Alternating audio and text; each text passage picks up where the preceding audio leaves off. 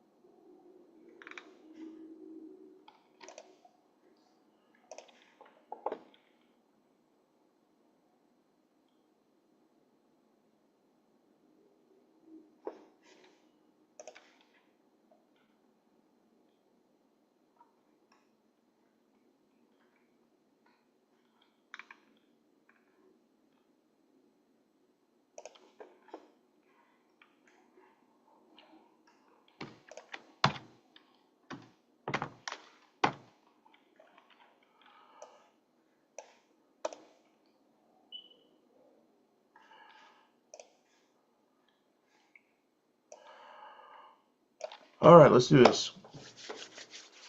Well, welcome everybody to Fortress on a Hill, podcast about U.S. imperialism. Of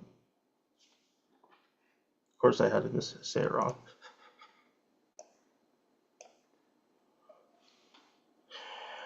U.S. foreign policy, anti-imperialism, skepticism, and the American way of war. I'm Henry. Thank you for being here with us today. With me is my co-host Monisha. Monisha, how are you doing? Hi everyone, I'm doing okay. Henry, how are you?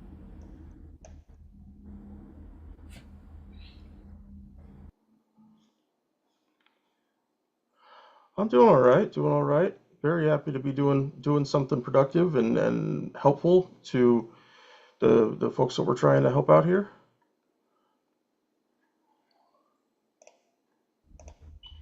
Thank you for doing it. Um, I know sometimes people tend to say Happy Memorial Day on a day like today. So it's not a happy day. We're gonna make the best of it together. And I just want to say thank you, Henry, and everyone who's joining us today for getting together on this. Everyone who's watching and listening.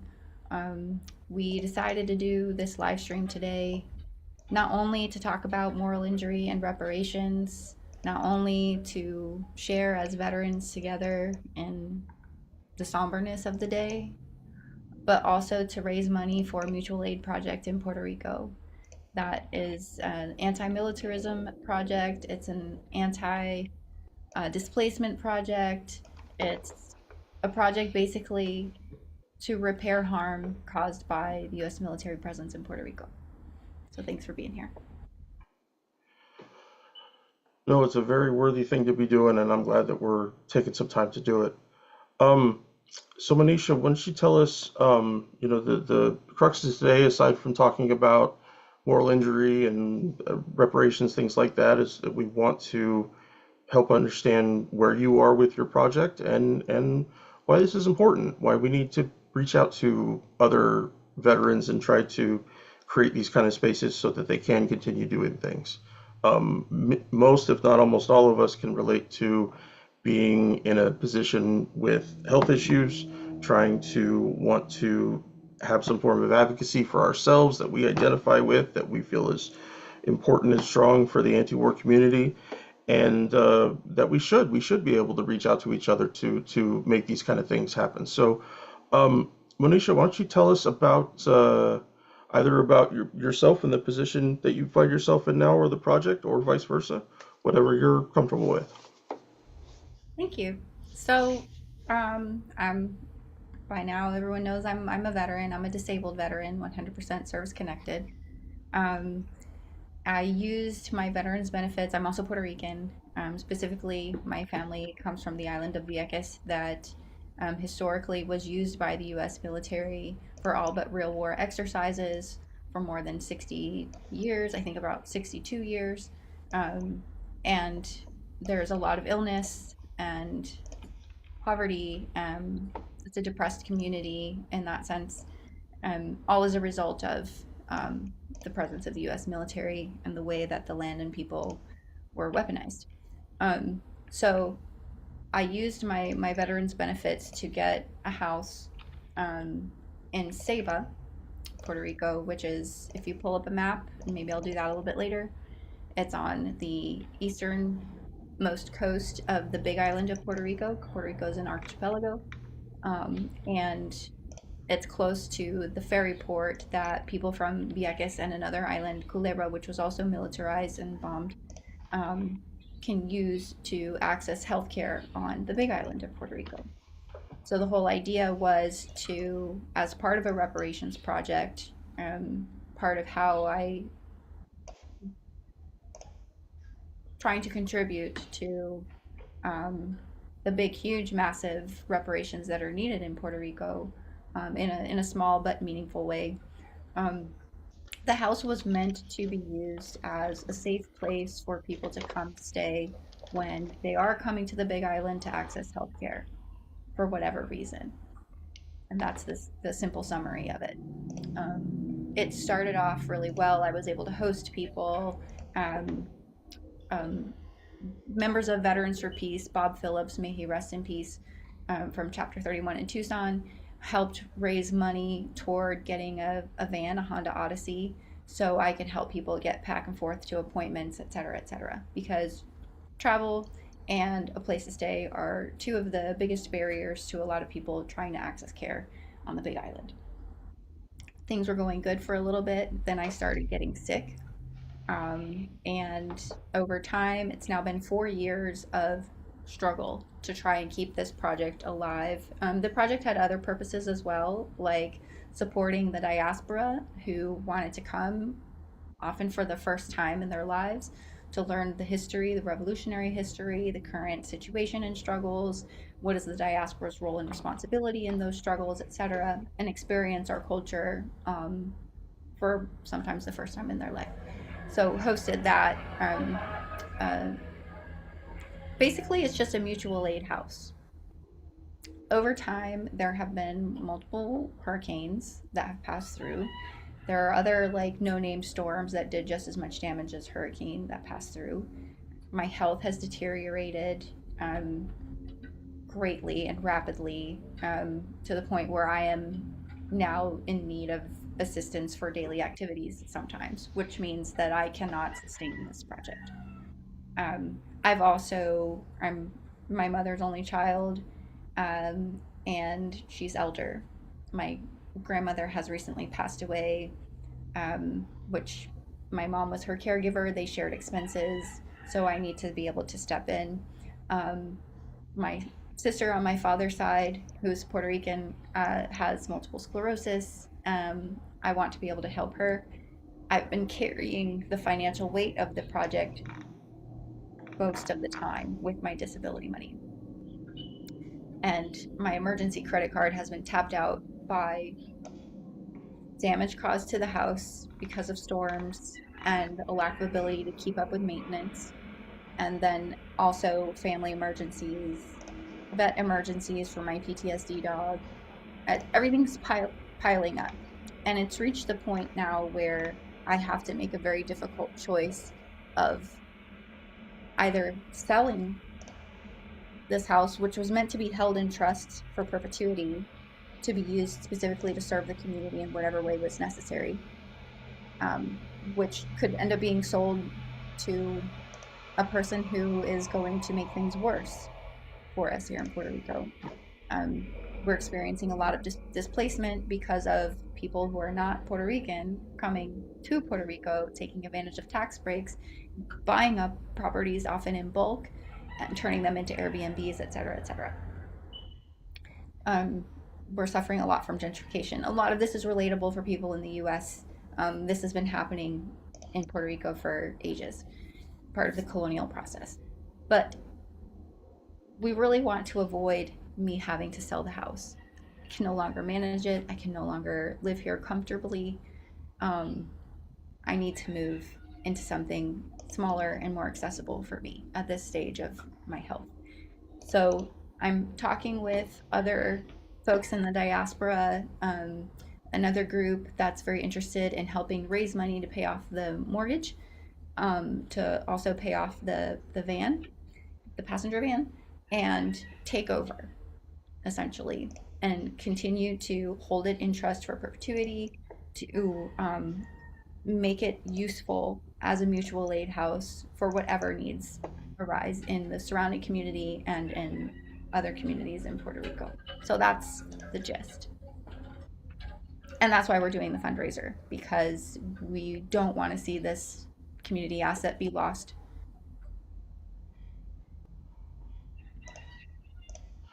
Um, I don't recall. Did you mention about the hospital access for Vieques and Culebra?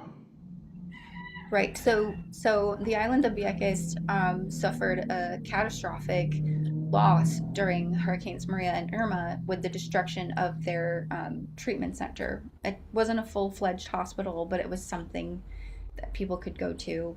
Um, that was destroyed. Um, since Hurricane Maria, um, there have been a lot of protests. There have been a lot of deaths because of the lack of access to medical care. People have struggled to get back and forth for cancer treatment, for giving birth, for everything. Um, Getting a broken limb in Vieques, sometimes you have to be transported by helicopter to the Big Island. There's not an X-ray machine there. Only a few times of the year would there be an X-ray machine brought to Vieques. So there was a lot of need, and that's why the project was developed. Now there's a hospital or another, we call them a CDT, Center for Diagnostics and Treatment. There's one being built finally after years and years of protesting for it, but it's going to be a while before it's operational, and they're not going to be offering everything. So people will still need to come back and forth. Um, Talk about what this means to you in terms of your own sense of moral injury and reparations. What makes this so personal and important for you in that way? So being a veteran obviously comes with a lot of a lot of that reflection on what was I part of. The more we learn about the impacts of the US military as a whole, I think it challenges us to be honest with ourselves in that way, and then choose, what are we going to do about this? It's one thing to feel it, it's another thing to contribute to repair. Um, as a Puerto Rican veteran, and even more as a veteran who comes from a line of people from Vieques, it's it feels bigger to me. There's the like large scale feeling that happens when you see what's happening in the world because of the United States, and then there's this other like deep ache. It's a mourning. It's I don't even know how to put it into words. Like this feeling of responsibility that I have. Like I was part of something that did this to my own people who were colonized, and I didn't know any better at the time at 17 years old. You know, these were not things that were discussed in the family. So it's not something I was exposed to. So there's a lot of guilt and shame too that accompanies the pain of that realization of the truth. Like how how evil, as the only word I could think of, to take people that you're abusing and turn them into an abuser, which we know is the MO of the US since times of slavery and before. Um, so yeah, I feel a debt. I think is the simplest way I can put it. Um, that no matter how I do it, I have to contribute to repair here specifically for us.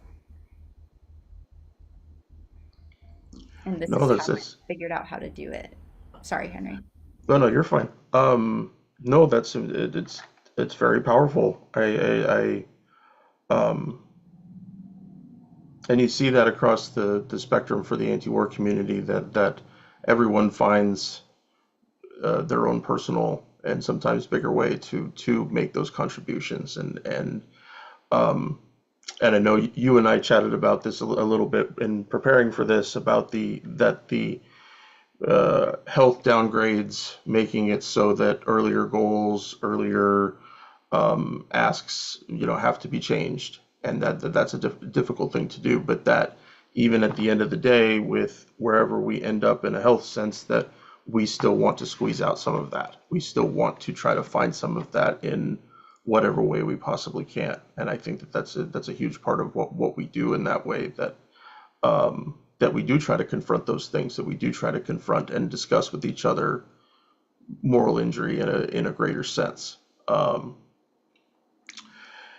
Okay, so before we turn it over to our first speaker, and we've got some really great ones to talk with us today. Matt Ho is here, our co-host Giovanni is here, other co-host Mike. We have a few other folks, a few other anti-war folks to speak on this, speak on their impressions and understanding of moral injury and reparations. But before we do that, is there anything else that you want to throw out there for people to know or to understand about what we're trying to accomplish? Yeah, thanks. I think what I hope for the most from this is not only just like receiving the love and solidarity of all the good folks that are going to join us today, but that people who are listening or watching will help. I'm going to share eventually donation links or information to PayPal, Zelle, and Venmo where you all can contribute once you learn what the fundraising goals are. Trying to basically take the house from the bank so it stays in ownership of the community so we don't lose it. Please help us not lose the house with money. Yeah, I put out the links in the chat earlier. I know it's always so weird to ask for money. Um, but whatever people, whatever they're most comfortable with in there, there's a couple different options there, and to any dollar amount that folks can give. We know that times are always hard, and so if somebody could only donate a few bucks is great. Um, but Also, please keep that in mind. also Joe. Henry, I've been to the house. I visited the house. I visited Monisha, the house. I've seen it. I believe twice already, right? I visited twice. And Monisha has put a lot of work in it, pretty much on her own. And like I said, it's a huge resource. Monisha's also hosted other veterans, that came and also contributed to the house with their labor as well. Some of them are about face members, some are veterans for peace members and whatnot. So that's also an option. Also, an option is not only it doesn't have to always be monetary, but also be in the form of labor as well. Um, and maintaining this project. Like I said, like Manisha said, it's a huge asset to the community, to the area. I'm from Puerto Rico as well, um, and Puerto Rico has been, the austerity regime that's been imposed in Puerto Rico has been very extreme. A lot of closures, a lot of people have been leaving the island because of a lot of less and less, you know. Options or less and less program supports and whatnot, so they leave the island. So yeah, so it's a huge access to the community. Thanks, Giovanni. Um, well, since you've already kind of started there, Giovanni, do you want to jump in here and share some of your thoughts about what's going through your mind today, Memorial Day, moral injury, and all that? Yeah, yeah, Memorial. So it's interesting how it started, Manisha started, with the Happy Memorial Day, because you get that a lot from people, Happy Memorial Day, and it's a day where people go out and go to Chili's or whatnot and get those free meals, and I'm not gonna lie, I was I was one of them too. I go out and and get those free meals. I've known people that make it a thing. They jump from restaurant to restaurant to restaurant to restaurant to restaurant on Memorial Day to get free meals and whatnot, and all this Memorial Day specials and events and all this stuff like that. But people don't really reflect on what it is. It's not. It's supposed to be it's supposed to be a day of reflection. It's supposed to be a day of somber. It's supposed to be um a day to to remember, right? To remember and to reflect and to not to commit the same not to commit the same actions or the same thing, and avoid uh the creation of more veterans, uh more dead soldiers and airmen and Marines, etc. So you don't have to, so we don't have to be in the stage, of somber and remembrance, etc. Um, yeah, so um, for me, this for a long time, um, this day to like today, particularly when I became really to a point disturbed to the point of of my time in the military, in the army and whatnot. Um, and that was around the height of particularly at the beginning and the height of the Iraq invasion. For me that day was, I dreaded people, because you go out and people know that you're a veteran, and automatically they'll snap and becomes like compulsory, thank you for your services and stuff like that.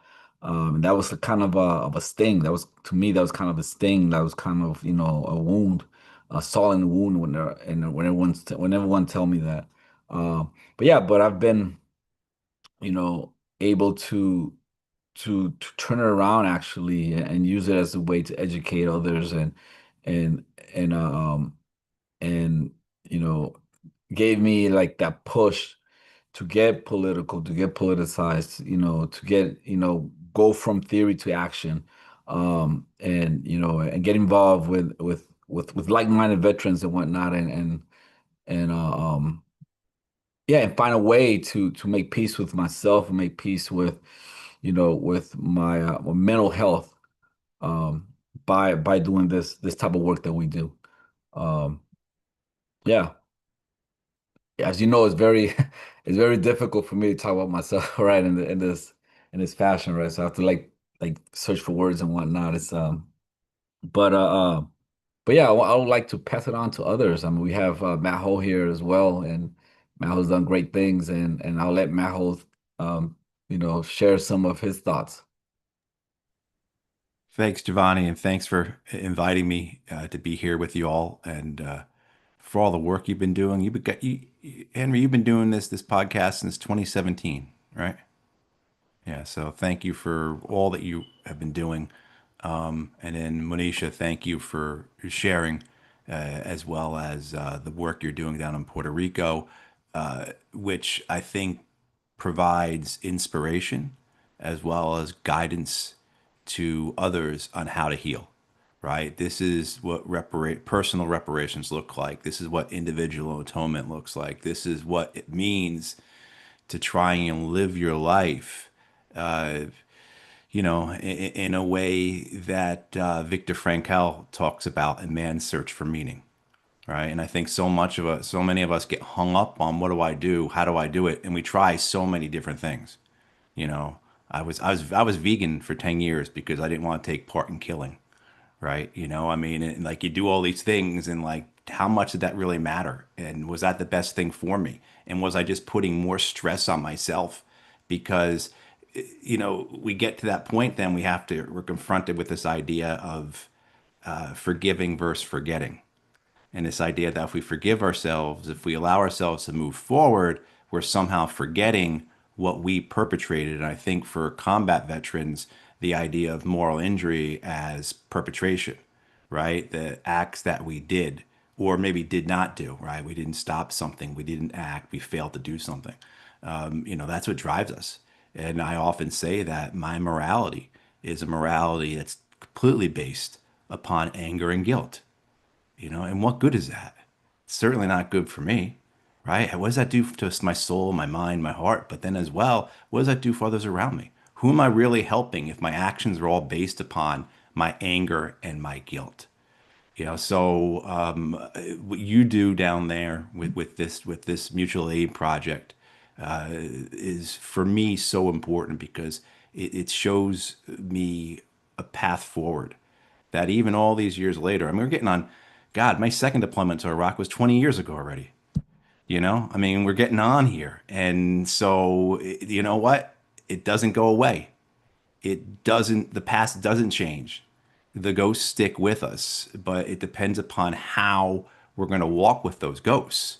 And my work is I'm blessed. I can't be more grateful. I'm a foreign policy analyst and commentator. Full time. I wake up every day and I watch the news and then I run my mouth about it.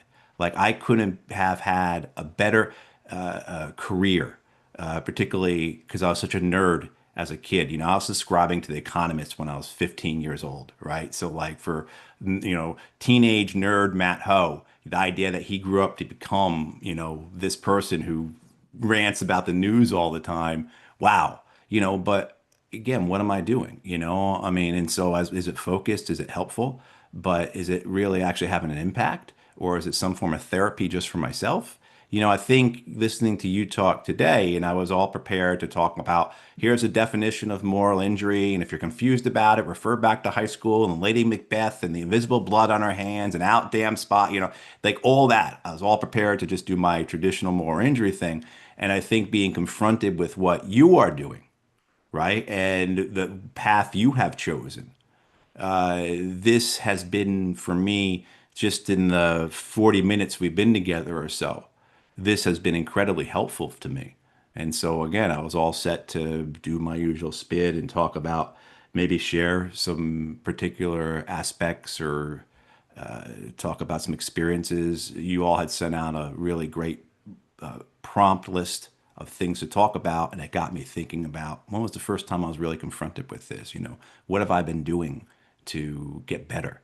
But I think this idea of centering moral injury around healing and repair, but purposely with an intention to do good, right? To not be what we once were, and now I'm falling back on my own construct of anger and guilt as my morality, and that's how I frame everything.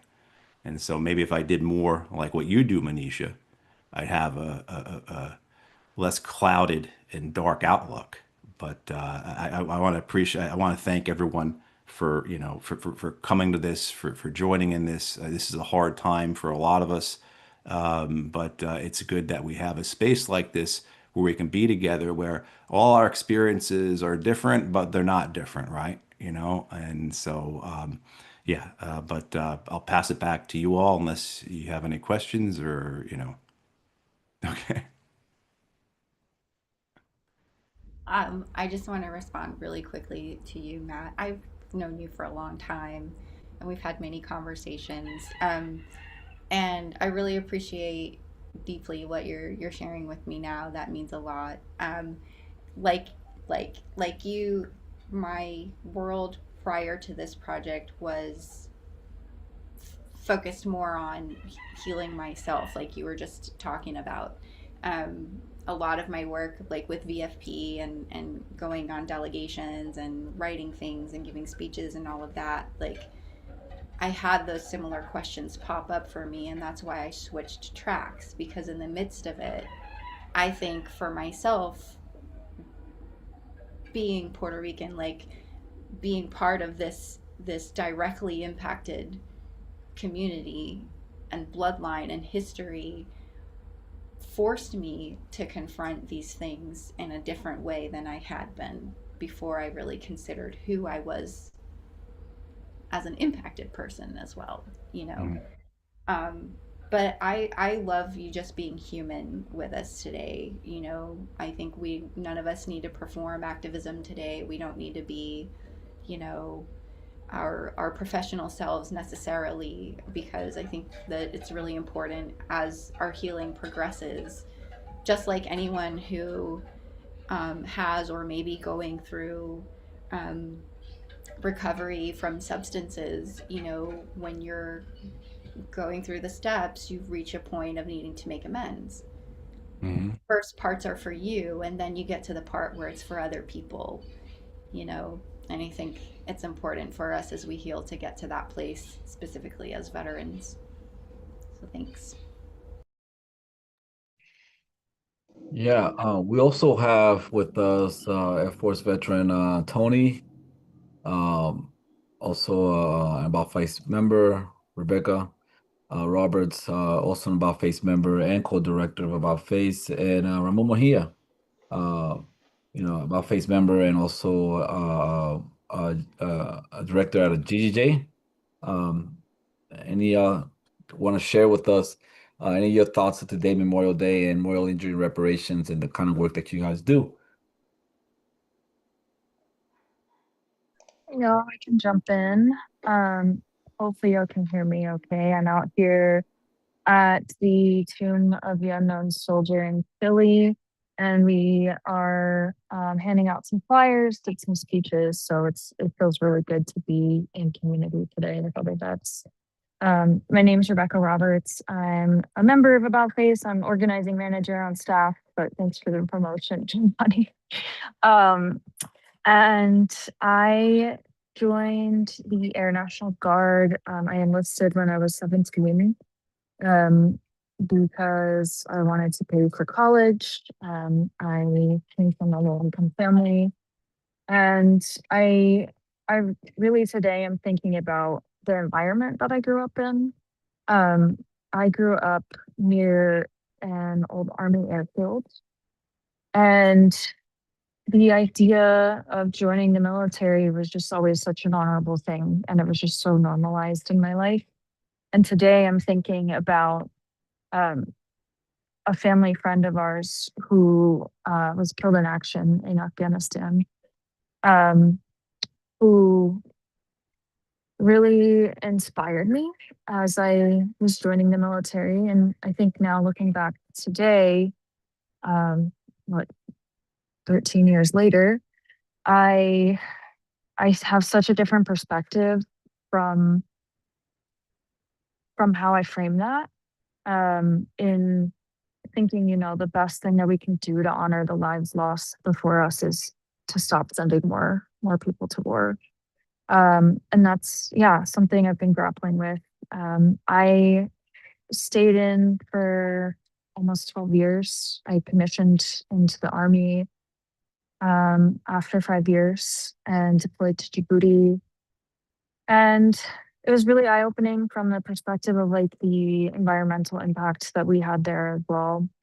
And that's where I really started to feel like this internal struggle and conflict inside. And that was about 2019, 2020. And finally, I resigned over Palestine a couple years back and really found About Face really quickly after getting out. And I really attribute so much of my own healing to finding community so soon after getting out. Even I think, even for folks who are not active duty, right, coming out of the Guard or the reserves, it's still such a big mindset shift and cultural shift in so many ways. Um, and I don't know where I would be without that. So much of my healing has been done through community, through the relationships I've built with folks on this call. Um, and I think we as vets, we can't do that healing alone. It's really necessary for us to do that healing in community and together. So that's what's on my mind today. And really, just like I said, really grateful to be in community with folks today. And stuff.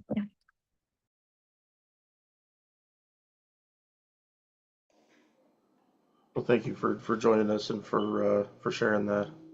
Um, let's see, Mike. This might be a good moment for you. You want to jump on and share what you're feeling and thinking today? Yeah, thank you. I appreciate it. Thanks for everybody being here. These spaces do a lot for my own psychology and emotional wellness over the years. I remember the first anti-war convention that I went to. I cried for 3 days. I cried all 3 days. There was a lump in my throat for 3 days. I couldn't get it. I couldn't get over it. And then I came back and I went to the VA and I told them I have to talk to somebody immediately. And I cried for 2 hours to a random psychologist that had to sit me in a room as like an emergency to talk to me. And then that was probably like 2019 when I had that, maybe earlier than that. 2018, I think I did that. So, yeah, so after that, you really start to come to terms with things, and there's a lot of stories I wanted to tell. I went to a Memorial Day service today in Cincinnati, in a very kind of hoity-toity, upclass neighborhood, and it was the weather was beautiful, the park was beautiful, the people were nice.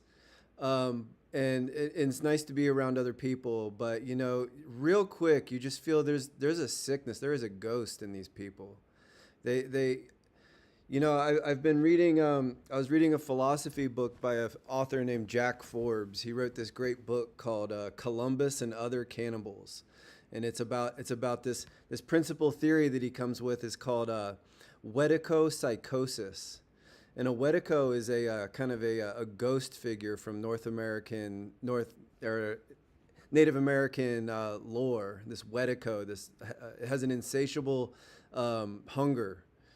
And when Columbus and the original settlers came here, they were actual cannibals. They came and they ate people. And not only that, but they stole land and they wrecked communities, committed a genocide, and all the things that entails. And that's what it is. I go to this Memorial Day parade and everything's really nice, and you look around and you go, oh, these are all Weticos. Like we've got this psychosis that's cooked into us, and we just can't escape it. And it allows us to sit around and look at each other and smile and catch some good vibes. But then you just they start talking and they just ignore the million kids that they killed in Iraq. And you're sitting there, you're like, can we get just a little bit of honesty? Can we get a little bit of seriousness? So anyway, I was there feeling like a crazy dissident, and I couldn't take it. And so I could only hang around for about 20 minutes, and I left and went and sat and reflected for a while. And so I'm still a little bit feeling the anxiety of that moment. So I'm working through it, and it's great to be in a room of people who understand all of this. If it can't be real on the internet, it'll do. And it's very healing. And I'd like to add, of course, let's reiterate, Monisha's project in Puerto Rico is, the American military, it's waging war in the Caribbean right now. I mean, we are at war. This is war. And, normal people are caught in the middle, and Puerto Ricans are certainly, that's the epicenter of what the heck is going on down there right now. We are committing genocide in Cuba. I got to say that. Everybody, the people in ICUs are dying right now. Children are dying. People are starving. It's horrible. It's a genocide, and we have to call it what it is. And so we have to do what we can do. We have to do what's in our grasp. And I think developing a project in Puerto Rico is realistic. It's comprehensive. It's and we have people that we know and love that are intimately involved with it already. There's a base ground there. There's a level of movement, groundwork has been done. So I think it would be a very good thing for everybody to contribute some money or some time or some energy or some love, and contribute to that. So I think the links are either available now on Facebook or they will be soon. We'll be developing a project to promote this more. And that's all I have, and I'll pass it back to whoever wants the microphone. Yeah, talking about taking reflection during a time like this, that Um, hold on one second.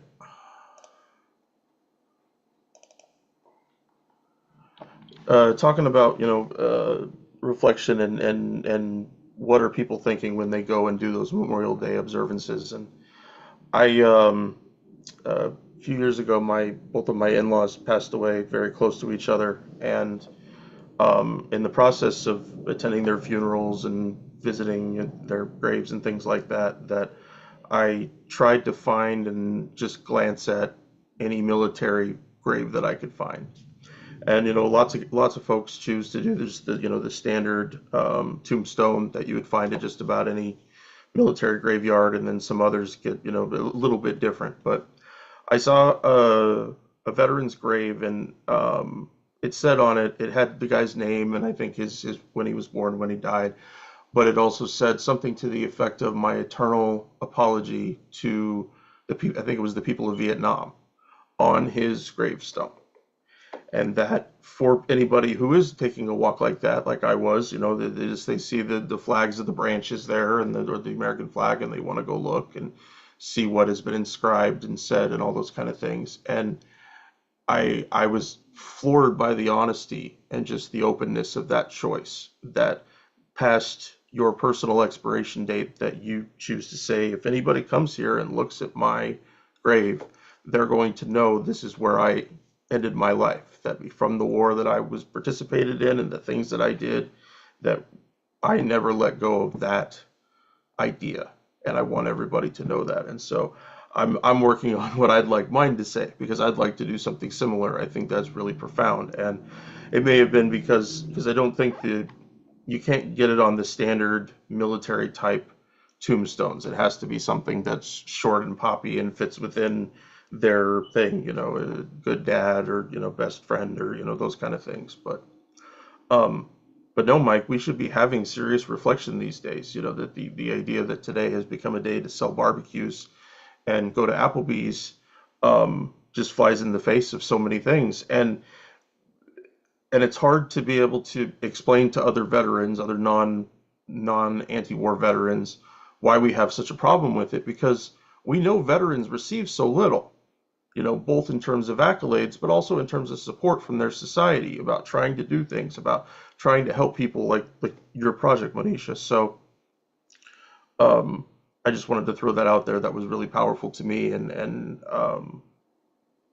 I wish people would take that time to make those reflections, to spend that time in those spaces, and be uncomfortable, be really uncomfortable. That is the probably the minimum requirement there, is to just to live in your discomfort and understand that you're supposed to be uncomfortable.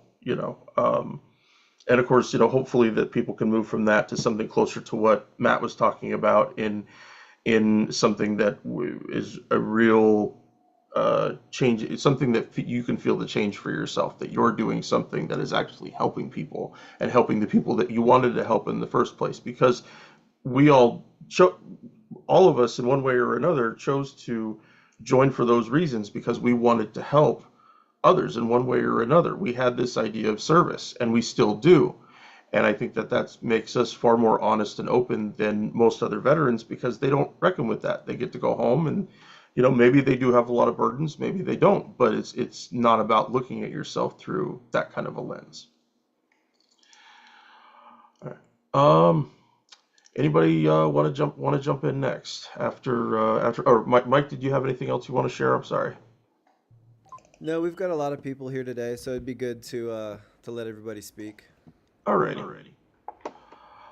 Um, I feel like picking on Ramon. Ramon, would you want to jump in here, man, and kind of tell us what you're thinking, what you're feeling, and what you're seeing on a day like today?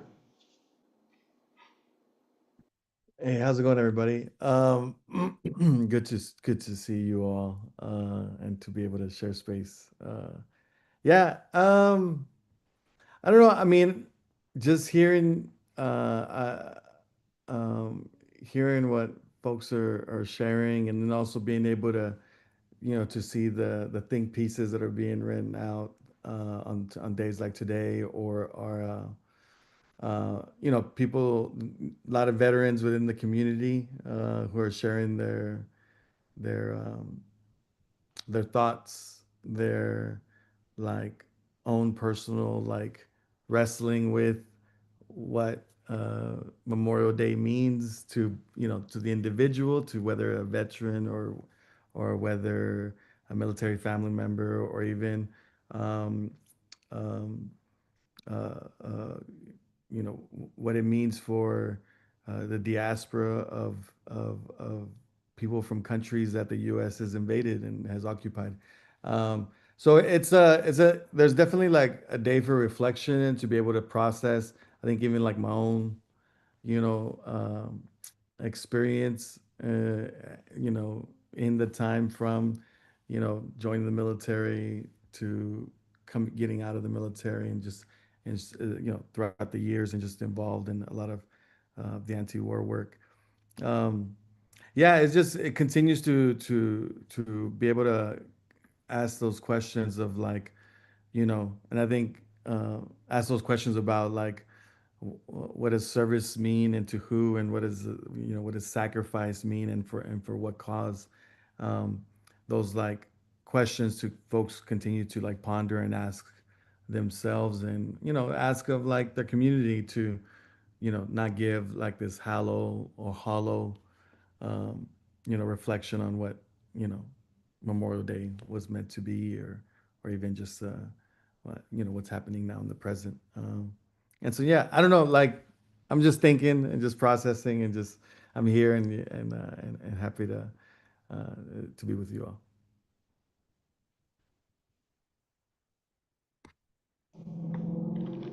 1 second, responding to the chat. Tony, would you like to share with us? Yeah, happy to. Thanks for having me here. And like everyone else has been saying, it's really nice to be in a community or in a virtual room with other people who have similar experiences and similar feelings. Yeah, like a lot of people have said, Memorial Day currently is a lot of, going to Applebee's and fireworks and barbecues. But it's supposed to be a day of remembrance, a day of, reflecting and so that's usually how I tend to spend most of my day. Up until I actually joined About Face, I really stayed away from veteran spaces. I stayed away from anything that really reminded me of the military at all. I enlisted when I was 18 in the Air Force and um, deployed as a special handler. And I enlisted because I actually believed all the things that the recruiters told me. Since I was really young, middle school, there were recruiters all over my schools, and they would always be telling me like, um, join the military because you're going to be liberating people, you're bringing freedom to the world, democracy, and all of this kind of really great sounding things. And as a child of two immigrant parents, that sounds great, right? Like bringing freedom and all the things that my parents came here seeking. Yeah, why wouldn't I want to share that? Um, but after my deployment, um, as a special handler, one of the main things I was doing was just moving bombs. Um, and it was actually the WikiLeaks when I started seeing a lot of the videos about where these bombs were going, who these bombs were landing on. It really started opening my eyes that all of this stuff that the recruiters and the propaganda and the commercials tell you just it really wasn't true. We weren't liberating people and bringing freedom and justice all over the place. We were destroying lives and communities. And it was pretty hard for me to grapple with. So after I separated, I was just pretty angry. That's been reflected here before, but um, when I finally started coming out of that, I too went vegan. I didn't want anything to do with violence and cruelty anymore. But it's something that I still subscribe to, but it also didn't feel like it was enough, right? Because that wasn't the epicenter of the harm that I was doing. Um, so I started getting more involved in solidarity work and reparations. And there were two kind of conversations that I, throughout this period, had to really have with myself. They were pretty hard, but I think they were really helpful for me. And the first being that this solidarity work and the reparations that we engage in um, are incredibly healing, but they're also not and shouldn't be the center of the story, right? It's the people that have been harmed by our actions that should always be at the center of the story. Um, which in part is why I'm so grateful to have found About Face, being able to share those experiences and things in spaces with people who have gone through the same thing. That is a place where you can talk about those things and people like understand. So that's been really fantastic to me. But the second kind of hard conversation I had to have with myself is that you can't ever actually undo what you did. The harm that we participated in, it's done, right? No, the lives can't be brought back. The people that cared about those people, the people that have been harmed, like, that harm is done. Um, so it makes me think of a saying that I'm sure we've all heard, that nothing you do is ever going to be enough, but everything you do is necessary. And so it's really finding that line, right? Listening to the people who have been harmed and engaging in acts of reparations in the way that they're asking for, um, and also doing what's in your capacity, because all of those things are necessary. But if you go in with the expectation that you're going to fix everything and that you're going to undo everything that you did, you're just going to end up mad and pissed off again, because you can't. But at the same time, we have to be disciplined with ourselves and show up, because everything that we do is necessary. So those are kind of the two things that I really reflect on these days. And the specific things that Mo has said, fantastic. I definitely support all of those things. Anywhere that you can find the people that are needing these reparations and justice, whenever they're asking for something, that's the best place to put your time, your effort, and your money. As long as we're in a capitalist system, like, the money really goes a long way. And yeah, if you have that to spare, if that's in your capacity, that's always going to be an essential thing. Thank you for sharing that, Tony. I appreciate it. Um,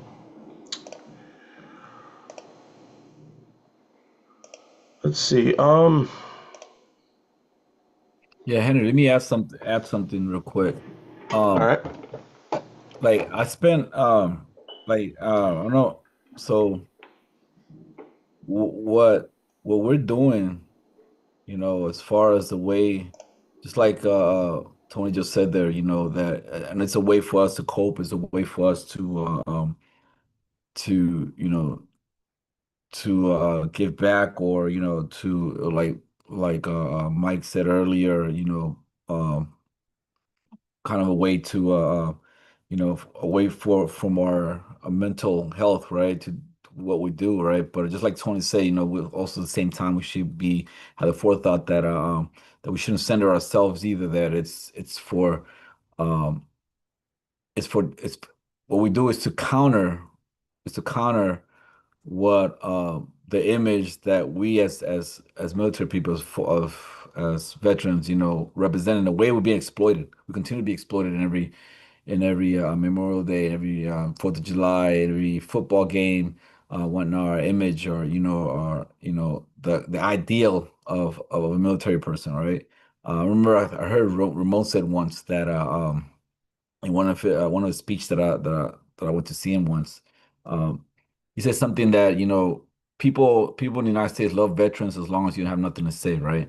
As long as you smile and wave, right? They love you. They love you. You're like the crown jewel of the country, right? But as soon as you open your mouth and it goes counter to what the dominant narrative is, right, then you're disposable. Then they don't want nothing to do with you. Then they even question if you're a veteran at all. Because it's assumed that the fact that you wore a uniform, you have to be um, on board with whatever is given to you, right? I remember another member saying that they'll get sometime pushback from their families, right? Saying, um, they came from military families as well, and they said, well, Uncle Joe went to Vietnam, and he didn't approve of it, but why can't you be like the other veterans of the past? They just keep quiet. They just keep it to themselves. Why do you have to be so boisterous? Why do you have to be so open about your opposition and whatnot? And it's true, because you know I've talked to a lot of veterans, and a lot of people that were in the military with me, right? I keep communication with a lot of them, right? Longtime friends, like part of my, I guess, my military family, and when I was in the military for a long time. Um, and some of them are proud that they were deployed, right? It was like an experience to them. It was like a badge, and some of them not so much. They feel that it wasn't the deployment was, they can't, they don't, it wasn't good what they did, or what the point, whatever, right? But it was, it paid the bills or whatever, So they have that nonchalant attitude to it as well. But people that step up like what we're doing here, it takes a lot of courage, and we get a lot of people from our own circles, try to discourage us um, to not to do what we do, to keep our mouth shut, right? To keep, just keep chugging along, and why we have to be so boisterous and whatnot, this and that. Um, but yeah, I just want to share that reflection. Just listen to you guys talk. Just brought that up. Uh, we got Rachel also joined us. Rachel, would you like to share of your Memorial Day's thoughts? Hi, everybody. Thank you so much for having me.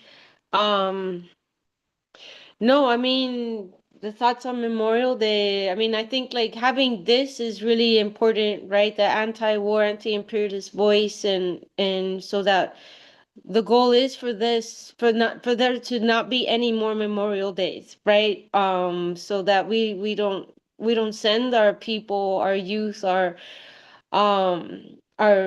just our working class to fight in one, illegal wars, and two, unjust and unjust wars of exploitation, colonialism, and continued dominance.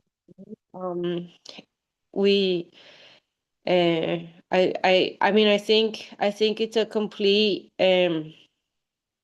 the like y'all were saying, like you were saying, Giovanni, the image of the soldier, right, is everything that Memorial Day is based on. Um those that have passed, that have been killed in these wars, uh they don't have in the public eye, right? They don't have the name, they don't have a personality, they don't have um like any beliefs, right? It's just a blanket monolith of what of what a US veteran is. When we are the working class, right? We are very complex human beings, and have so many different beliefs, and so many different reasons why even be in the military, right? That are erased. Um and I don't know. That's why I think this conversation is really vital, to bring the humanity back into the actual like day that the US has created to honor like its victims of war, and really like it doesn't even um it doesn't see like the international victims of war that it causes, right? The millions and millions and millions that are killed, are dispossessed, are and suffer for decades and decades on decades of environmental degradation and so on and so forth, due to the wars that we cause. And so, yeah, anyways, thank you for having me. I'll stop there.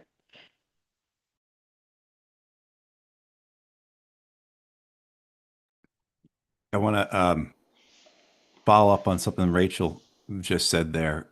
Rachel, you referenced, how many who we know were killed, and they're essentially faceless and nameless, right? They're part of the great multitude that our country celebrates today, and all the things that everyone here has spoken so well about, and how much of a farce that all is, right? And, it's this idea of our duty to them, to not allow the empire and its ruling class to utilize their deaths for their purposes, right? Whether it's to help with recruitment, whether it's to sustain the narrative of the wars overseas, whether it's to sustain the mythology of the United States. I think it's our duty to those we knew who died in these wars, who never came back, to prevent them being utilized that way. And then, of course, there's the whole other side of it with the civilians, the millions and millions of innocents that were murdered in these wars. Uh, but I also too want to, Giovanni, you were talking about, and in the sense of the pushback we get for speaking out. And there's also a lot of support, though, right? There's a lot of support. And I think for veterans to speak out, it takes courage. But I think for civilians to speak out, it takes even more courage. I had this experience years ago. I was in a Trader Joe's, and I was wearing I was wearing something. I don't know what it was, Marine Corps thing. I probably wouldn't have been Marine Corps thing. Maybe it was like a VFP thing, or maybe I had my IAVA T-shirt on then, or whatnot. And the girl said, so the checkout person said something to me along the lines of, oh, I'm forgetting to thank you for your service. And my response was, I was, not having a good day, so I was cranky. And my response was, don't worry about it. All I did was take part in organized murder.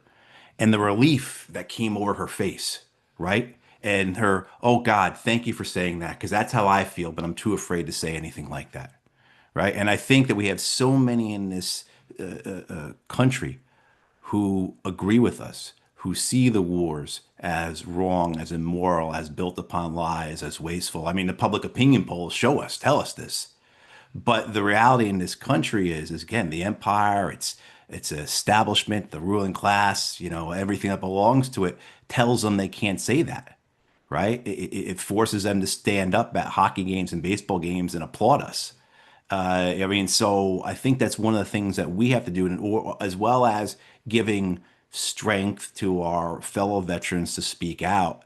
It's also about giving permission, if you will, to civilians to speak out as well. And I don't like the way I just use the word permission there, but I think everyone understands what I'm saying. And I think some of that is by wearing our merchandise, right? Wearing our propaganda, wearing our Veterans for Peace T-shirts, and wearing our, About Face T-shirts, or IAVA if you have them still, right? Yeah, there you go, there you go, Mike, right? And so I think that role, because what you said, Giovanni, is absolutely the case. We get hammered for saying this, right? We're not the good veterans, but most of the folks we know, even if they're not speaking out, they agree with us. And so I think it's the idea of being models here, and going first and exercising some degree of leadership, however you want to describe it, to help others speak out as well, whether they be veterans or be civilians, right? To allow them to have their doubts, because this entire structure, right, this imperial structure we have, which isn't just outward facing, as you guys know, it's also inward facing. It prevents, right, our brothers and sisters who weren't in uniform to they can have these thoughts, but they can't speak them.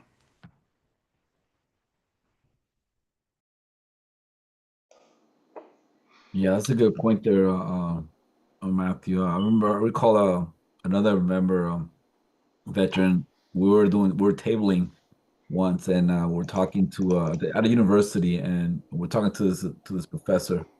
She came up to our table, and she just started asking questions and talking. We're just talking about the current affairs and etc. And my partner, right? at the time, you know, my the person I was doing tabling with, right? He was in 82nd Airborne, doing the invasion and occupation of Iraq. And the professor, when she's about to leave, you know, after speaking with us, um, she said, "Oh, thank you for your service," right?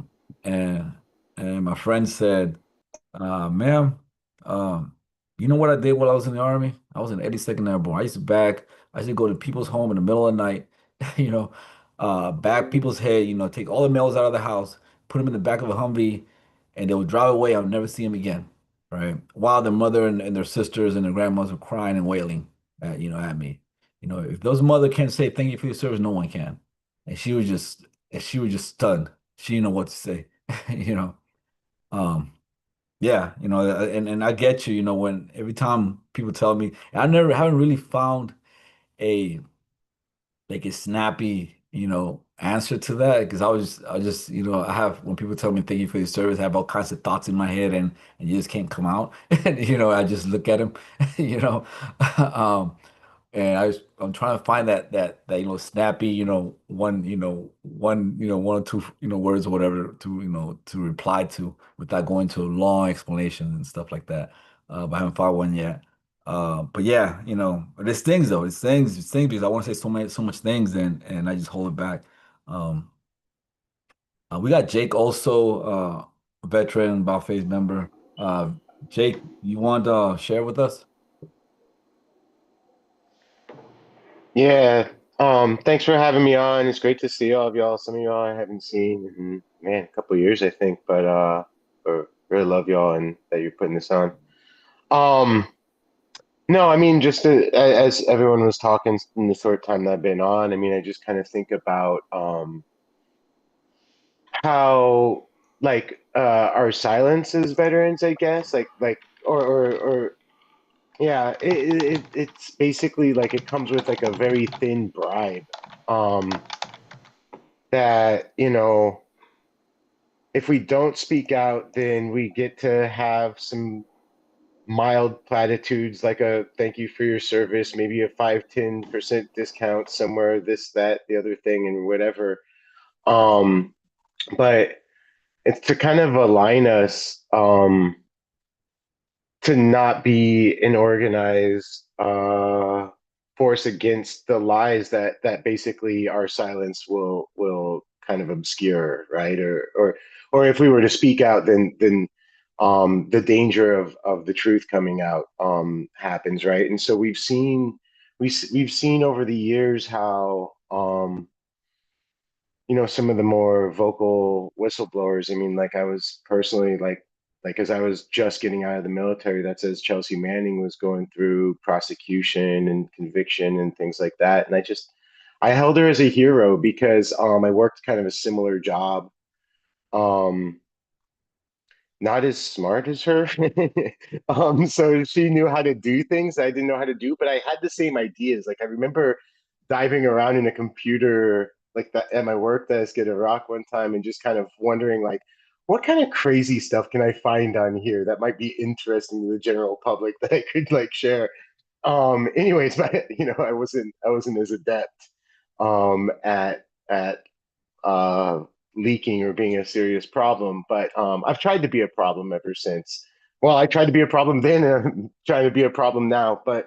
Um, but yeah, the I guess what I'm kind of thinking about is just like Memorial Day is supposed to be this day that's for us, and it's not for us. I don't really think at all. It's for the maintenance of the narrative, right? And so that's why I think this kind of a program is so important that um like we make a contribution to problematize that narrative and things like that. And kind of the last thing I'll just kind of share is a recollection from when I was in Iraq. um I was eating with some friends at the dining facility just over a lunch or dinner or something, and I just kind of I said something along the lines of you know you all know me as someone who just hates the army and all this sort of stuff, but I kind of don't. Like, I mean, I've guaranteed housing, I've guaranteed healthcare. I'm gonna get out of here and go get an education for free and all these sorts of things. And it's just like what I just don't understand, and I didn't at the time. I definitely do now, much more so at least. What I don't understand is why, in order to have these things, to have this basic decent life, I have to participate in an illegal and horrendous war. It's not the lifestyle that I hate. It's not the all these different things. It's basically just that, like, in order to have these things, I have to be part of something as horrendous as this war and stuff like that. And so I think it was then, but I think I even made a joke like, gosh, I don't know, does that make me a socialist or something? Yeah, evidently it does. It does make me a socialist. I've grown a bit since then. But yeah, so I mean, it's just kind of like, I think we can continue to kind of push like against the thin bribe that we have and try to build the things that we all joined for whatever reason. However naive we were joining for something, right? Like whether it be an idea of service that didn't actually exist. Like we can still do that and build that in our veteran lives, our post-military lives, and whatever, and actually do the service that was denied to us in such horrific ways while we were actually in the military and such. And so and yeah, try to build that world where we can have decent, good lives and not have to basically do it at the barrel of a gun or the oppression of someone else or anything like that. So again, just really appreciate being on with y'all. I love y'all, and yeah. Thanks, Jake. Thanks, Rachel. Um, there's something each one of you has said that's like caused me to look deeper at why this project started in the first place. And thinking about like it took 20 years of me fighting for my benefits before I got them. Yes, I'm at 100% now, but prior to that, I was unhoused. And I was going through a PhD program just so I could have access to financial aid so I could keep a roof over my head and feed myself. And now that I'm privileged enough to not have to do that because I'm privileged enough to be disabled by the military, like being part of the warrior class, even as oppressed as we are and how we're recruited, particularly those of us who come from brown communities, black and brown communities, indigenous communities were targeted extra for recruitment. To me, I still look at the benefits I am receiving as blood money. Like, that's blood money. And at the end of the day, like, the joy and relief I felt at receiving that for my own sake, like, okay, I can breathe now. I don't have to struggle like I was struggling. Like, I don't negate that. Like, I don't disrespect that for myself because I understand it's also reparations for me.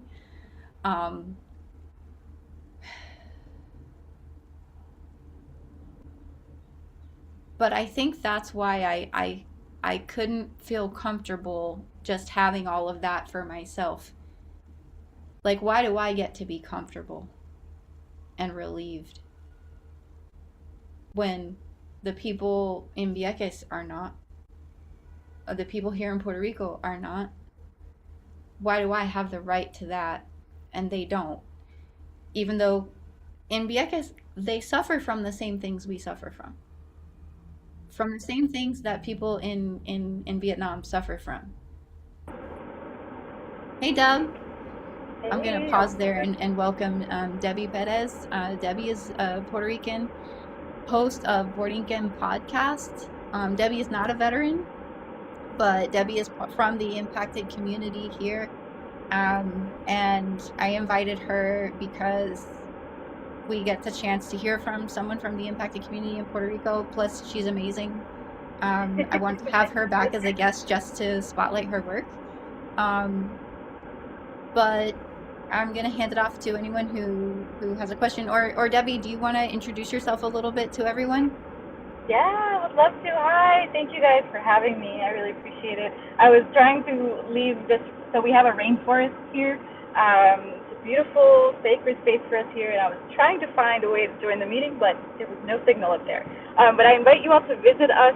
The rainforest is a really beautiful space that kind of reminds you, like, what Puerto Rico really is. This is an indigenous space that is occupied, right?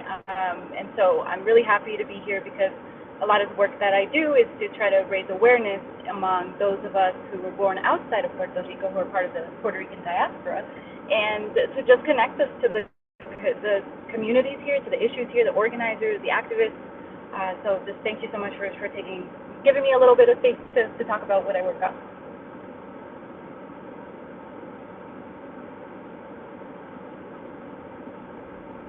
I'm also wondering, Deb, if you could share a bit about why supporting projects like mine, like what we're trying to do here in Ceiba with the mutual aid house, why is support needed, and what's happening in Puerto Rico that makes these types of projects necessary to begin with?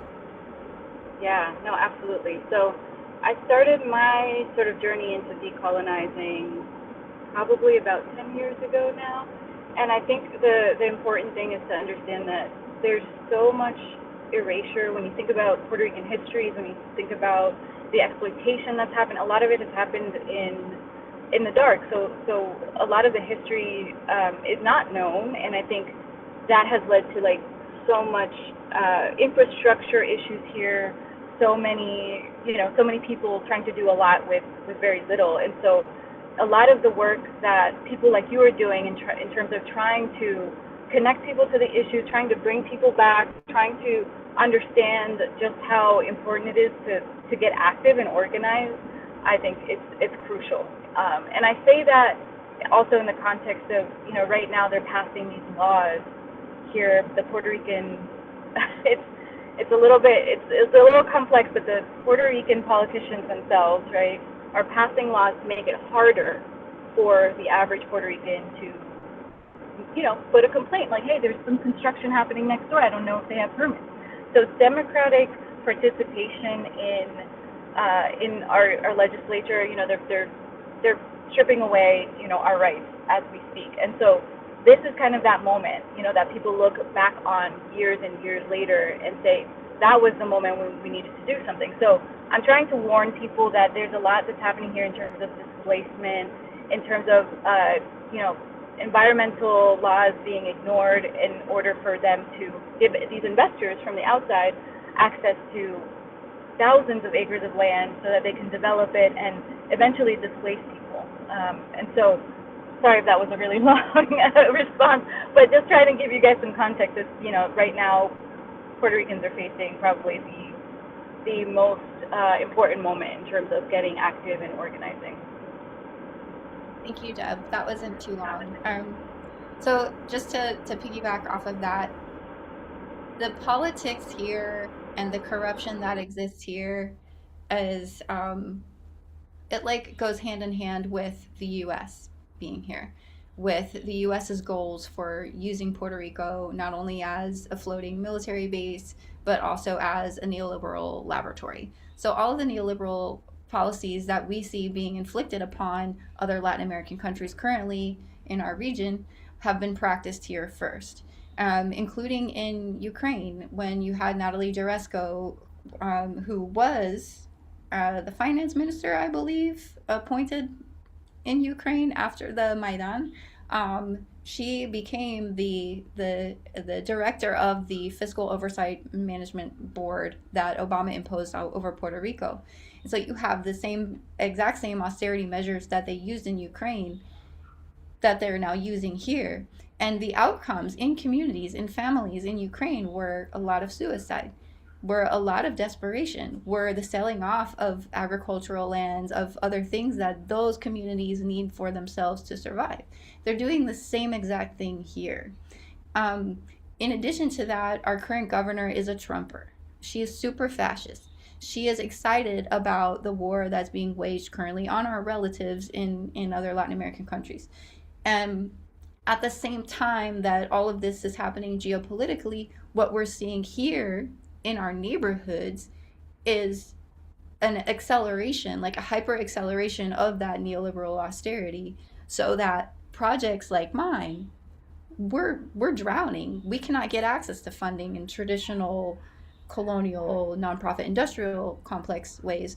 We have to be creative. We have to think outside the box, and that's another reason why I used my benefits the way that I did, not just because of needing to resolve my own moral injury with this blood money that I suddenly had access to, but also looking at what is a very real and practical and achievable way that we can help a little bit.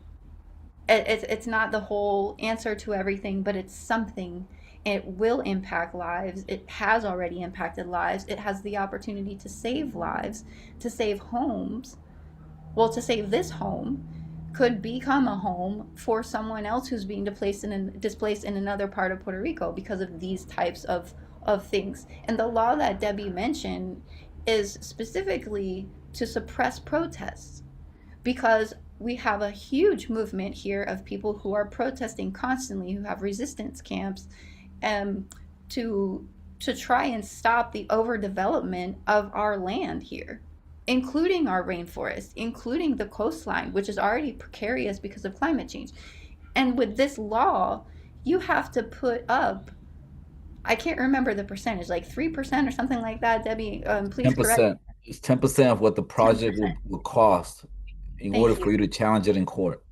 Thank you. So you have $1 million projects happening, multi-million-dollar projects happening. And that basically means that people like myself, poor folks, even though relatively I'm not as poor as most of the people here, where are we going to get 10% of a multi-million-dollar project just to be able to protest? So things are getting really, really, really, really, really hard here, which is going to make it even harder for projects like mine to exist and function. And we're part of the social safety net here. Period. That's what it's about. It's about what I think Tony jumped off, but what he was saying earlier about, like, it's not about us. We don't need to be centering ourselves. So recentering the community, and why this project even got started in the first place, was to be that part of a social safety net. Deb, is there anything else that you want to add? I also wanted to ask you, because right now you have a captive audience of veterans who are anti-war, anti-imperialist.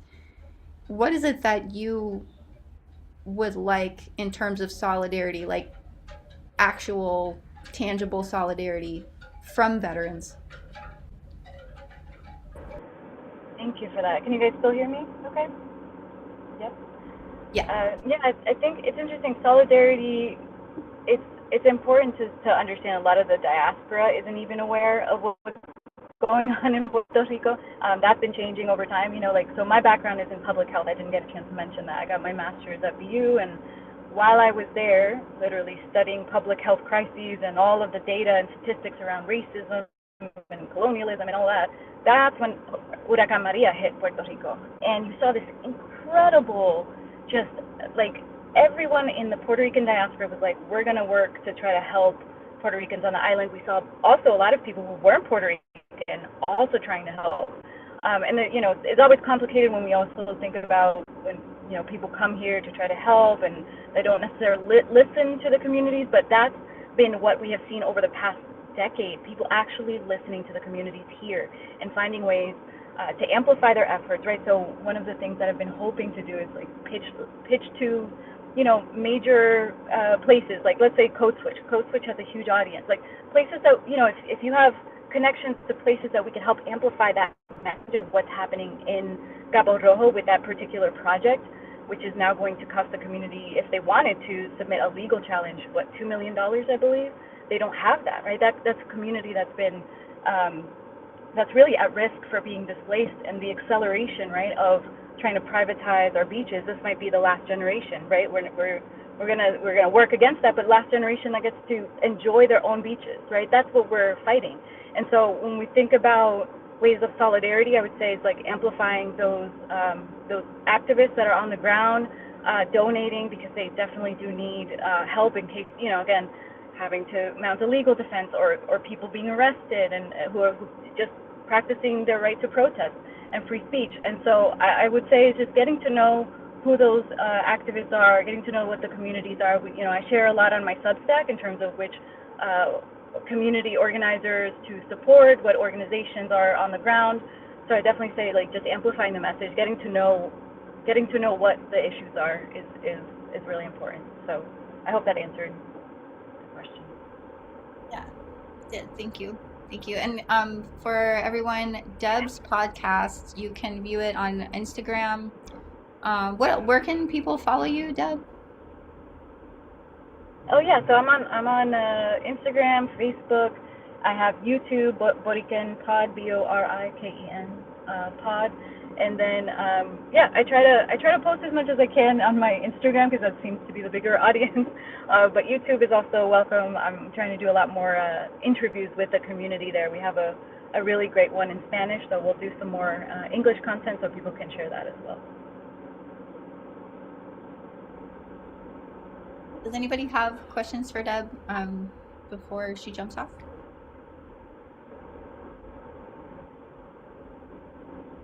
No.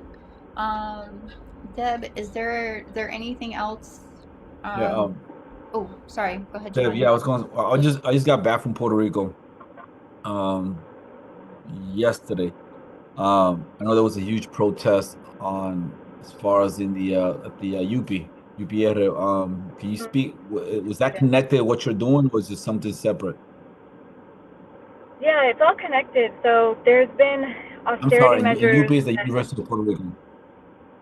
The University of Puerto Rico, yeah. So students have been, I think I want to say it's probably in the fourth week of student strike, because there have been, and it's pretty complex to get into, but just basically there have been austerity measures that have been going on for a long time. And I guess that's kind of part of colonialism, right? They extract from every place they can. They privatize everything. They want to privatize. Like, it seems like this is a push towards privatizing the public university and making it more difficult. And so they've cut a lot of programs over time. They've made it more expensive to attend. And so I think students are at a point where, this current president of the university, she has no experience in managing a university, but she's friends with the governor. And so, of course, that made her ability to get that post a lot easier. And so the students are really protesting what seems to be a concerted effort to just privatize the university. And so it's definitely part of the larger conversation. And I've covered a little bit in my podcast as well with what the students are doing and how to support them. They have a PayPal, Venmo. So I'm going to be sharing that in the coming days this week because they reached out to me. But yeah, I think it's really important to understand that it's the young people as well, like, what better way, right, to attack the future of Puerto Ricans than to, go after the students, the next generation of Puerto Ricans that are rising. So, I hope that answered your question. I don't know if Mo, you want to add anything to that as well. Yeah, I think like something important for people to grab onto is the relationship between the U.S. and Puerto Rico.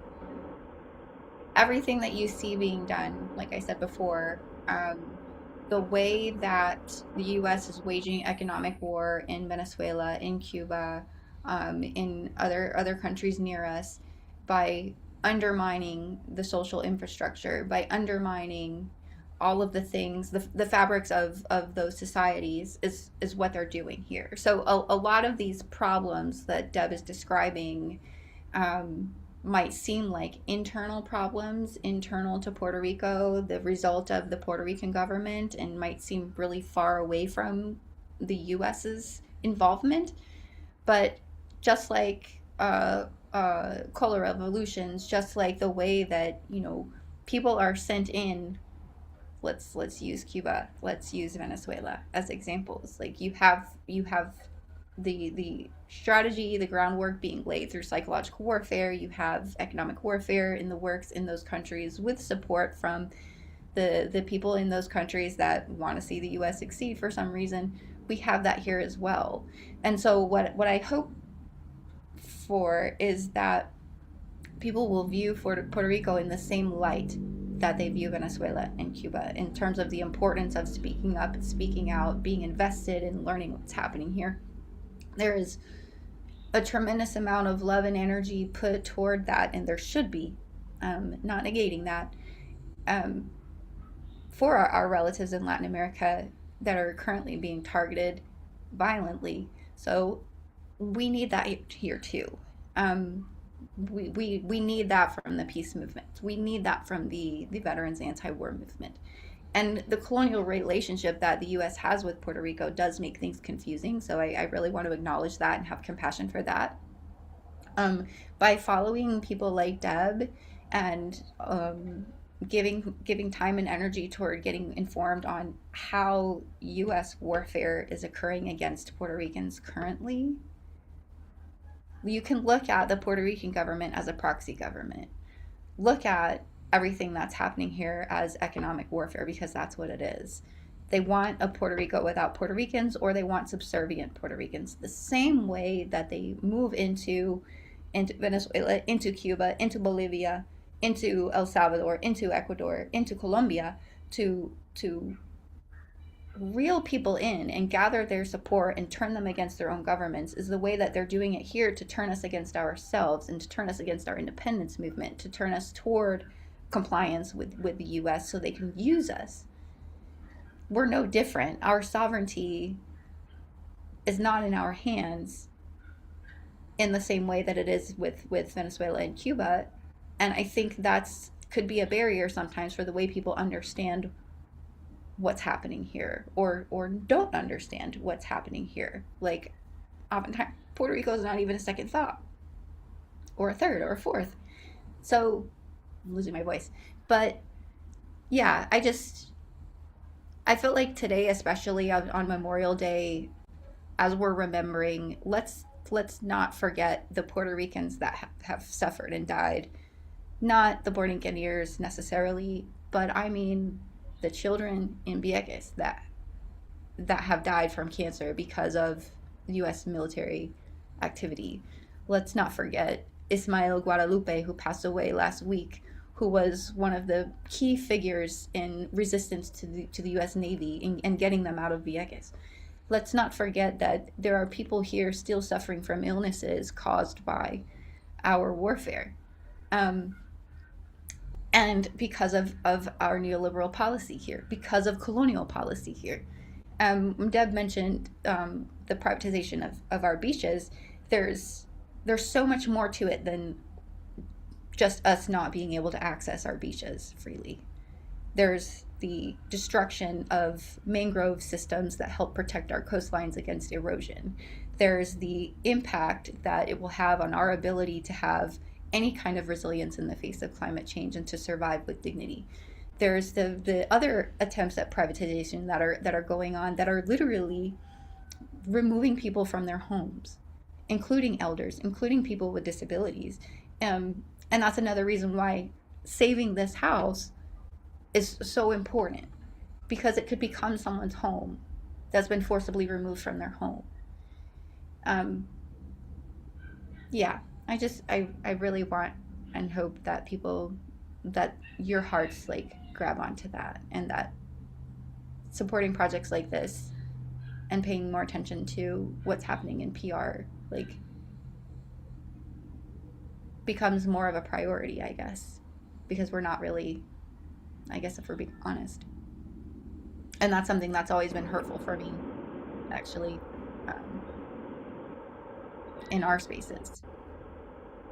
But Deb, what else do you want to say before No, I was just gonna say thank you. That was so beautifully said. Yeah, it is. It is not just about accessing the beach, you know. And I think, a lot of people were recently sharing about what's happening on the beaches of Jamaica, where, there's a documentary that's coming out or has come out, and just talking about how it means more than just being able to have a day at the beach. It's so much deeper than that. It's about, our history, our culture.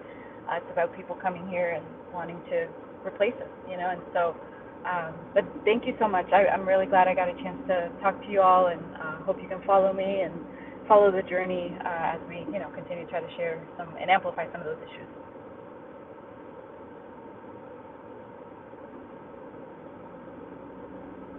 Thank you, Deb. Does anyone else have anything for Deb before she jumps off?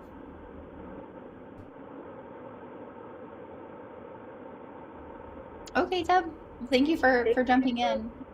Thank you guys. Have a great rest of your day.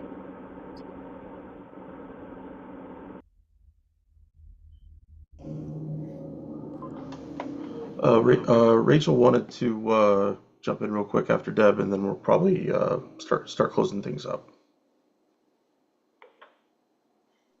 Yeah, no, thank you. I mean, and thanks Mo and or Dr. Mo and Deb for that. I mean, um it's no coincidence why there's so much like Puerto Rican representation in the military, right? And yeah, it's it's we're with you and palante, right? We gotta keep fighting. But I did want to mention like something that I've been thinking about, especially like on Memorial Day and coming back from Cuba and is you know, martyrs on Memorial Day, right? In Cuba, like we had the have had the honor of meeting actual combatientes who fought for the things for things. I think it was Jake that said like to do the service denied to us in the military, right? Like many of us joined to thinking that we were being a force for good and whatever. Um, but it was really incredible to meet these combatientes who actually actually fight and fought for like their country, and not just their country but in defense of humanity, right? and and it's something that I think the majority of us that join the military want and think we're doing. Sorry, I'm getting emotional. I usually get emotional, so this is right on point for me. But yeah, I mean, I think about like the Palestinian militants and martyrs and you know, like why they're fighting, right? And you know, it's not like one of the things that I was working through while I was in Cuba was like, fuck, like I don't want to defend my homeland, like my patria, like the US, there is no patria there, but the people are la patria, right? Like they're the people, the our brothers and sisters are what makes our homeland, and that's why we continue to fight and for the world we need and deserve, right? And you know, like the idea of, you know, the US has the maintenance of the idea of the greatest sacrifice, but like in a place like Cuba you have the motto patria muerte, like we will give it all, and it is not it's not really how do I say it? Like it is an option, right? But it's part of who they are as people, right? It's ingrained in them, because they're protecting and the collective idea and project that they have built, right? And the same in, I think we see the same thing for our fighters in Puerto Rico, right? Like and in Vietnam and in Palestine, and they're fighting for their sovereignty, and for what that idea means physically, like materially, and also in like in the mental space, right? In ideas. And so I just really think that that's really beautiful. It keeps me going, it keeps me fighting, and I think it's really important in the solidarity movement internationally, um to look at how and why people defend like their countries, right? I mean, we see like, I mean, half the globe is under war right now, but Iran, and Cuba in the crosshairs, Venezuela, Puerto Rico, you name it, and people are defending their sovereignty. And so, anyways, I just wanted to bring that up, right? Because it's a little bit of hope and redirection on, like, the greatest sacrifice is sacrificing for our people, not the idea of the United States and the mythology that it has created, right? So our Black Panthers are freedom fighters. Like, lift them up, um, today and every day. Anyways, I'm done. Thank you.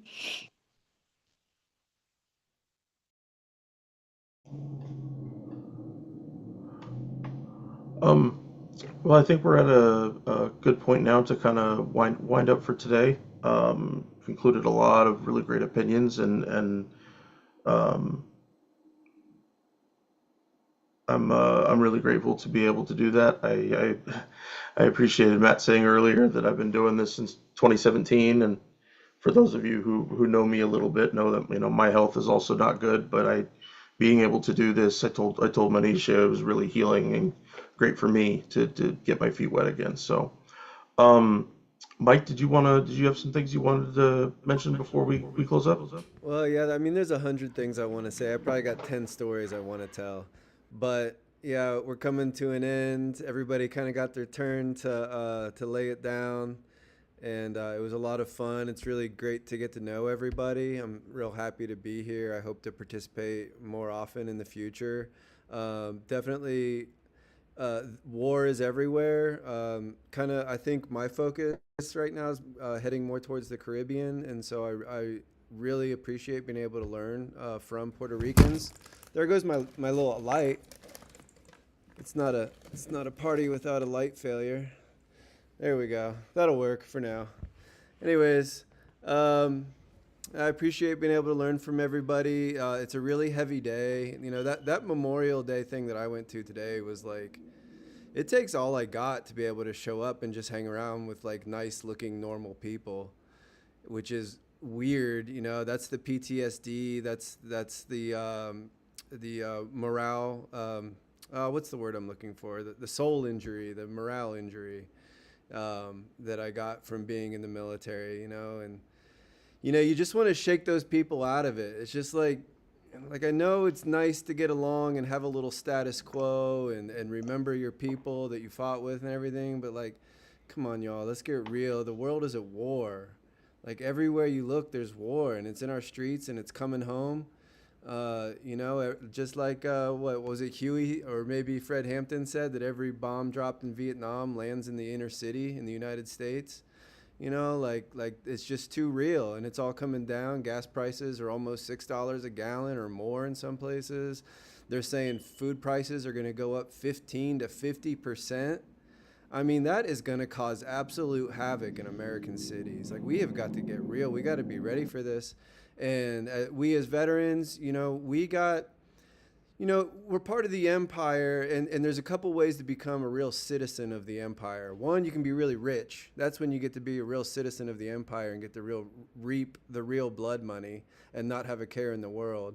And then another way to become a citizen of the empire is to be a soldier and to go and do the bidding of imperialism. And, I don't want to get into it, but do the business of imperialism. And, and so it's our duty as veterans, no matter who you are, where you are, how you feel about it, like you've got to come to terms with the fact that you're an imperial subject, that you drew blood, that you participated in harm, to come to terms with it and start getting on the right side of history, because it's coming fast. It's gonna we're all gonna have to deal with it as the economy kind of comes to an end in the next few years. You could say. So I just, I implore veterans out there on social media that may have caught this, please look into joining anti-war organizations like About Face or Veterans for Peace. Please contact Fortress on a Hill. Please look into Monisha's project in Puerto Rico. I think it's a very comprehensive, very real project with potential to help people and help our comrade Monisha in a time of need. Someone, if you're a veteran and you respect her service, then, show up for her, show up for Monisha, because she's a real one and she's put in the hard work. So thanks for being here. I'm really going off on one. I appreciate it. Giovanni, do you wanna close us out? Maybe. I'd rather have our guests close it out. Matt, Ramon, can you take us to the end goal? I've been struck by two quotes this Memorial Day weekend. One is from Phil Caputo, who was a Marine Corps officer in Vietnam, wrote the book The Rumors of War, or excuse me, A Rumor of War, and Phil died earlier this month. But Phil said, let me put my glasses on. Hang on. The essence of the Marine Corps, I decided, was pain. And, this idea that this is what we're left with, right? Pain. And then the other quote, and I was, of course, familiar with Howard Zinn's, quote that about, no flag is large enough to hide the shame of killing innocent people. But this quote I was unfamiliar with. The memory of the dead deserves a different dedication to peace, to defiance of governments.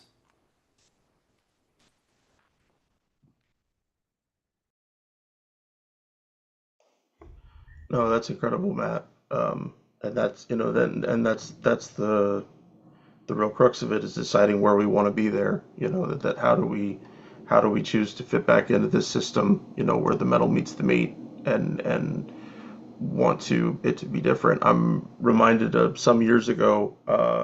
Ramon was on a live stream of ours, and we were talking about VA disability, and very much connected to what Monisha was talking about earlier. That we are receiving a form of blood money, and how do we process that? How do we, especially knowing where we sit within the economy of the rest of being just an American, or being just a person trying to survive, and what we do with that. And he mentioned, at the time that he hoped for me, and mentioned for himself as well, that hopefully there comes a day where we can let go of that doesn't have to be something that we need to survive, or that we have done enough work, like you, Monisha, in putting this blood money towards something that is going to attempt to reverse the process, even by just a few hash marks. And so I think we'll go ahead and call it for today. I want to thank everybody for participating, for taking the time to be here. Memorial Day is a hard day for veterans in general, and the people who take the time to come watch, or to participate in our conversation, I really appreciate it. Monisha, please jump in. Thanks. I want to say thank you again to everybody that came on today. And if folks could help us keep this house, like, I'm desperate. Like, I'm literally begging you right now. If we lose this house, because I used all my disability money to get it and to try to maintain it, and now I'm disability check to disability check, and I can barely survive again, and I have to let it go. If we're not able to somehow find a way to pay off the mortgage and hold it and keep it for our people, for the community, for it to be part of the social safety net here, all of that will have been for nothing. It will just go into the hands of some other person who can afford. I'll be homeless again. Aside from that, like, it's just gonna be one more thing that we lose here. And everybody's losing so much everywhere, and I know that. And in the grand scheme of things, like, Puerto Rico is small in comparison. Like, our struggle is not bloody at this point. And of course, we want to put our time, energy, and resources like in the most desperate cases,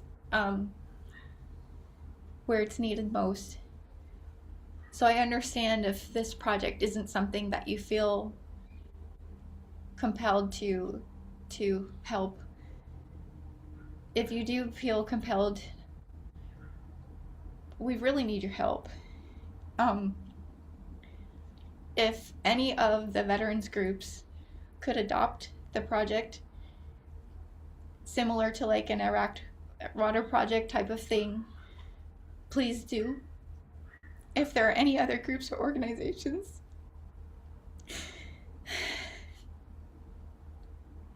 that would adopt the project and maybe commit to a portion of the money that we need and try to help us raise it chunk by chunk, that would be amazing. So that's all I'm asking for. Please help us not lose the house. We need, at a minimum, $115,000 to pay off the mortgage. That doesn't resolve any of my personal things like where do I go when I can't live here anymore. But at least it keeps the house safe from the bank. It keeps the house for the community.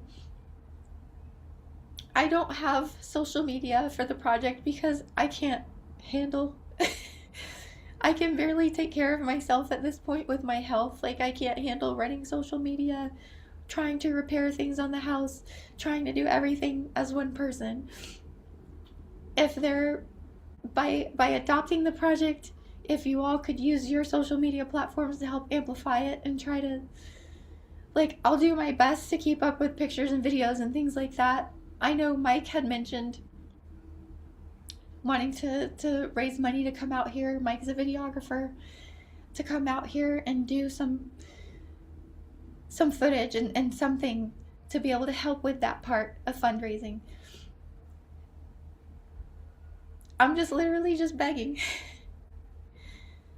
So every little bit helps. And yeah, please adopt us. And please help us not lose the house. Thanks. It's hard. It's a very hard thing to do, and you see your commitment to it. You see the what you're willing to go through to try to keep this thing alive, and it means a lot. I'm sure it means a lot to all of us participating and everybody watching. And we will put out whatever we can on our Fortress social media and try to network in other people. And also, I plan to speak to try to find some folks at Veterans for Peace or About Face. And yeah, there's still possibilities. There's still things that may be able to be done. But that more than just the project, despite its importance, that we want to help you. We want to help you and where you're at, and that is very important too. And by extension, through helping you help everybody else that you want to help. And knowing, of course, that your project is not specific. It's not specifically veteran centric. That anybody who's dealing with the kind of issues you're talking about, getting transportation from Vieques in and all that kind of stuff, that it is not simply limited to those, but that is how desperate the need is, not just for fellow veterans, but for all Puerto Ricans, for everybody that is trying to live through that system and find a way to survive, find a way to feed their families, and find a way to keep their culture and their society alive. So I think that's a good place for us to wrap it up for today. Thank you for everybody for participating. Thank you for everybody for coming and chatting and watching online. And we'll try to keep you updated if there's good advancements trying to help Monisha with the project and what happens with that. You mentioned about Mike and possibly doing some videography stuff, and we're going to keep working on this. This is just a very first drop in the bucket to try to work on this project with you, Monisha. So thanks everybody for being there. We will see you again next time on Fortress on Hill. Take care.